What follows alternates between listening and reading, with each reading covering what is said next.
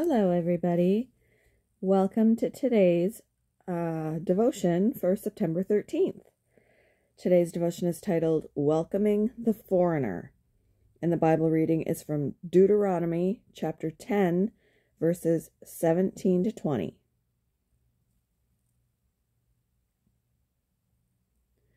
For the Lord your God is God of gods and Lord of lords, the great God, mighty and awesome, who shows no partiality and accepts no bribes. He defends the cause of the fatherless and the widow, and loves the foreigner residing among you, giving them food and clothing. And you are to love those who are foreigners, for you yourselves were foreigners in Egypt. Fear the Lord your God and serve him. Hold fast to him and take your oaths in his name. As thousands of Ukrainian women and children arrived at Berlin's railway station fleeing war, they were met with a surprise.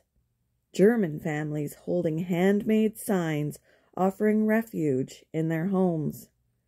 Can host 2 people, one sign read. Big room available, read another. Asked why she offered such hospitality to strangers, one woman said her mother had needed refuge while fleeing the Nazis, and she wanted to help others in such need. In Deuteronomy, God calls the Israelites to care for those far from their homelands. Why? Because he's the defender of the fatherless, the widow, and the foreigner, and because the Israelites knew what such vulnerability felt like. For you yourselves were foreigners in Egypt. Empathy was to motivate their care. But there's a flip side to this too.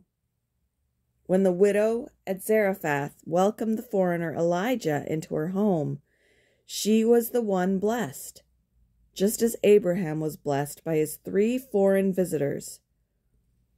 God often uses hospitality to bless the host, not just the guest. Welcoming strangers into your home is hard, but those German families may be the real beneficiaries. As we too respond to the vulnerable with God's empathy, we may be surprised at the gifts he gives us through them.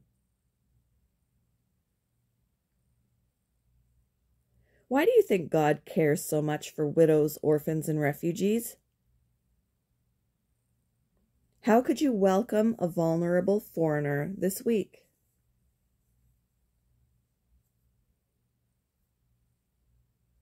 Thank you for joining me for today's devotion, and I hope you all have a wonderful day.